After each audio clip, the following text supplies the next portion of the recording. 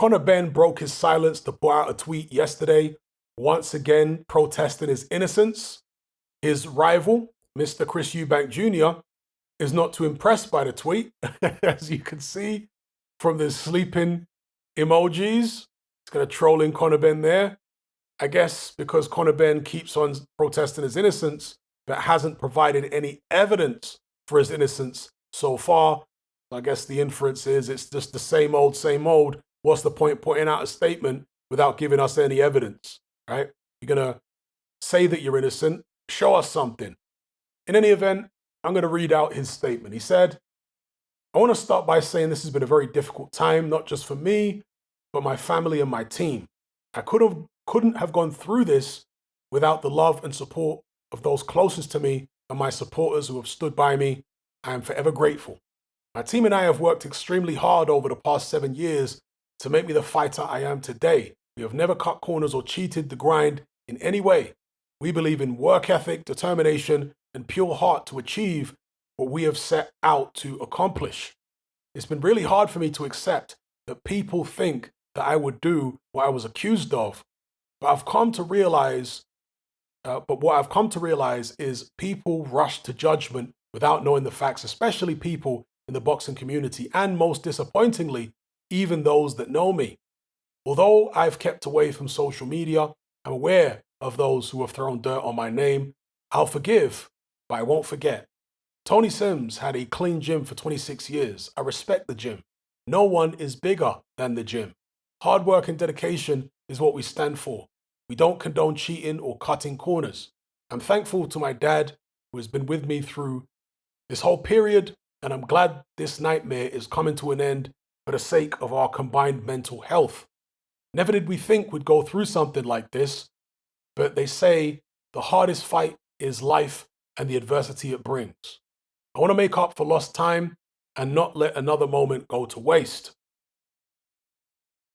Boxing is my life. I've been through hardships in my career before, but nothing like this. I believe in life you go through adversity of all kinds, but what matters most is how you respond. I've stayed in the gym and continued to work extremely hard, staying positive that my innocence will be proven and the truth will come out. My team has proven my innocence and the truth will come out soon. Until then, I won't be commenting further due to confidentiality. There were times I feared it never would be, but we all had faith. I'm thankful to everyone who has supported me through this tough time. Tough times don't last, tough people do. We keep it moving and we'll continue to chase the end goal of being world champion. It's a minor setback for a major comeback. For now, I'm looking forward to sharing Christmas privately with my family, and I'll be back in January. See you all in 2023, the year I become world champion. All right, so there you have it from Conor Benn. Now, as I've said all along, since this is the first time we're aware of that Conor Benn has been involved in a situation like this, and me not having any advanced knowledge of PEDs, I want to hear from all sides. I want to allow due process to go ahead. With the Tyson Fury situation, it took years for it to be resolved. But in the end, we did get a statement from, I think it was the British board and UCAD and also Tyson Fury. And that statement was very revealing in terms of what had gone on behind the scenes with the testing and the investigation and so on. I'm hoping that we get something similar with the Conor Benn situation. To reiterate, I don't want to jump to conclusions. At this stage, look, Conor Benn hasn't produced any evidence to exonerate himself. Nothing even close. So it looks very incriminating, especially the fact that he gave up his British license, because you're thinking, well, why would you do that? You don't want to be suspended? You're trying to do it for PR purposes? Also, they can't have UCAD investigate you? I've got loads of questions. And if this was done for PR purposes, with Conor Benn, rather than trying to hide anything, then it's a PR disaster. He needs to fire his PR team. If that's what it was. But I can't jump to conclusions without hearing everything, without hearing from particularly UCAD and VADA and the British board. I want to hear what their findings are, if they're even allowed to speak on the situation, you know? If it was a case of Conor Benn having failed several times in the past, like with Jarrell Miller, then I wouldn't even be hearing him out. I wouldn't even need to wait to hear from UCAD and the British board and all this kind of thing. But that's not the case. I'm not someone that likes to involve myself in witch hunts and all this kind of thing. So I want due process to take place before I make my mind up. There are lots of people out there making all sorts of claims about Clomid, and maybe they're right, but I don't know. You know what I mean? I haven't ever been so interested in PEDs that I've decided to do all this deep research and understand how they all work. I've never used any PEDs. When I was working as a bouncer, there were lots of guys that were taking steads and HGH and all kind of stuff. I never got into it. It was never my bag. So in my position, I want to hear from the people who do know about this stuff before I make my mind up on it.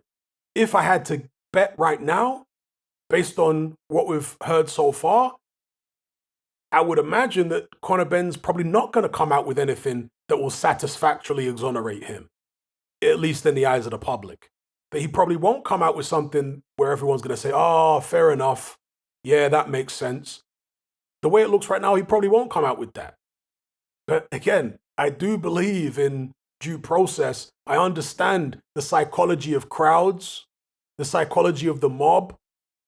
A lot of people don't want due process. They just want someone to take out their worldly frustrations on.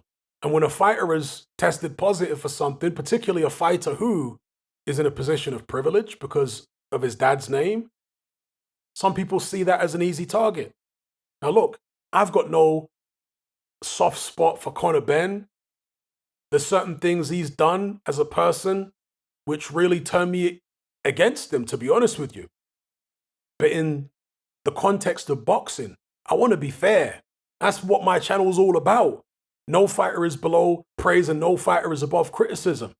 And I'm just not prepared yet, based upon my limited knowledge of PEDs, to come to an absolute concrete conclusion that Conor Benn deliberately did what many people believe, which is knowingly taking performance-enhancing substances.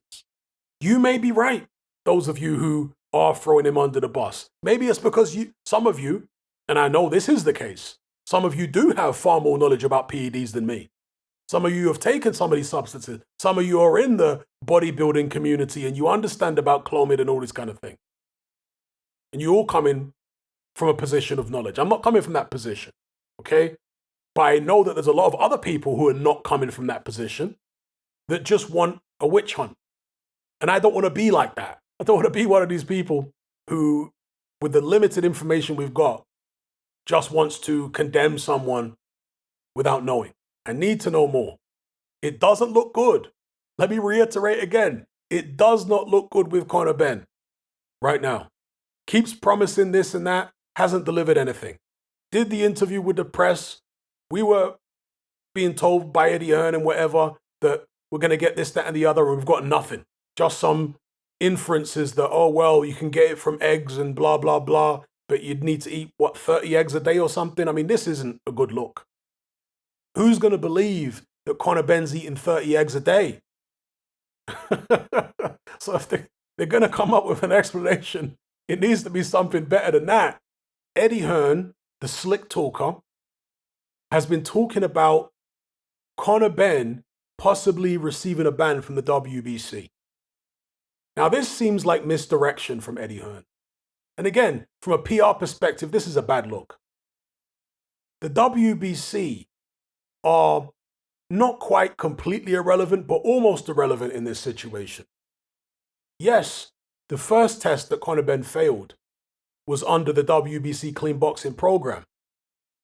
And therefore, if the WBC are not satisfied with the explanation Conor Benn comes up with, they can ban him, but only from their rankings. They can drop him out of their rankings and they can not allow him to compete for any WBC titles for a period of time. But that's not a complete ban from boxing, is it? He could still, if he can get a license in a particular country, he can still box in that country. And he can still box for titles sanctioned by the WBA, IBF, or WBO. So Eddie Hearn wants everyone to focus on the WBC. Maybe he thinks that it will be easier to convince the WBC. Oh, see, he's got this ban, he's cleared to fight. What about the British Boxing Board of Control, Eddie? Eddie doesn't seem to be talking about the British Boxing Board of Control at the moment. Not a good look for Conor Benn if his promoter is trying to divert attention to the WBC. Yeah? Conor Benn has apparently said that he will never have a British Boxing Board of Control license again. He doesn't like the way he's been treated by them. Okay, well, what's the issue? What do you mean you don't like the way you've been treated by? Explain what it is that the British Boxing Board of Control have done to you that has made you so upset. We want to know. You know what I mean? For me to decide who I think is in the right and in the wrong and who's done what, I want to hear explanations for all this stuff from Conor Benn or from his promoter Eddie Hearn.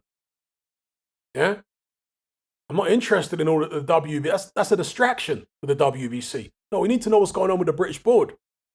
We need to know what's going on with UCAD and VADA. Because ultimately, that's where any meaningful ban would come from. No meaningful ban going to come from the WBC.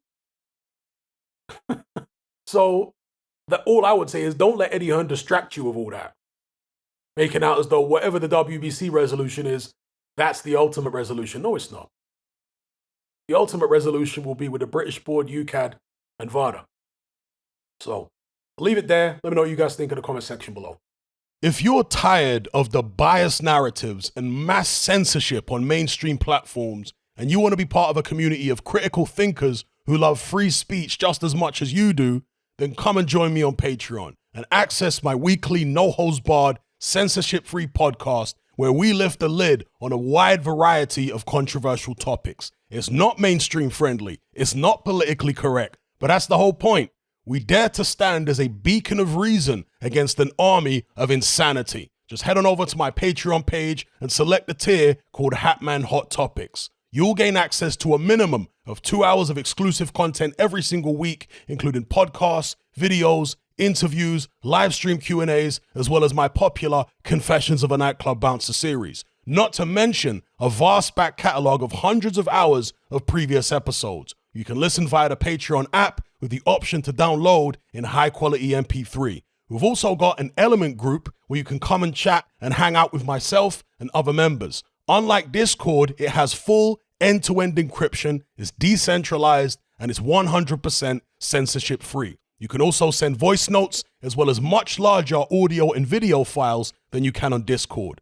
So come and sign up on Patreon. There's no contract, there's no commitment, you can cancel at any time, and it's cheaper than a cup of coffee. So I'll see you over there. I'm out.